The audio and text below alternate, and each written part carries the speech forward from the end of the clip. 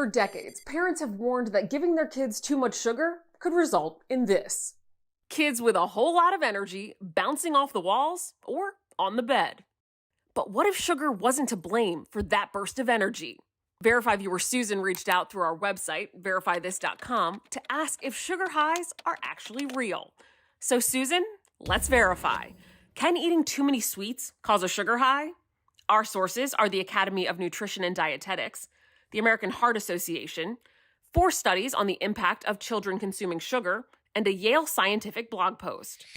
You might want to sit down for this one. All of our sources agree that years of research show there is no actual link between consuming sugar and the hyperactivity known as a sugar high.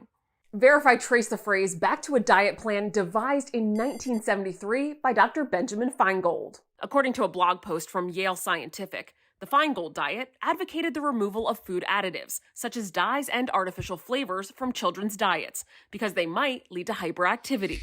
While Feingold's diet didn't actually suggest removing sugar, sugar was eventually grouped under the category of food additives. Since then, over a dozen studies have proven this claim to be false.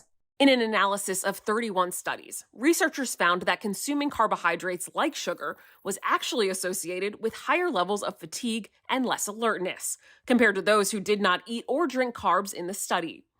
The researchers said their findings might be used to increase the public's awareness that the sugar rush is a myth. So we can verify, no, eating too many sweets doesn't cause a sugar high. The Academy of Nutrition and Dietetics said the environment the child is in, like a kid's birthday party, could be to blame for the hyperactive behavior, not the sugar itself. Okay, now, clearly, yeah, we get it, but it doesn't mean that kids should eat a bunch of sugar anytime they want. I mean, you know this. They want to, yeah. The American Heart Association, by the way, does say that too much sugar can lead to some pretty serious health problems.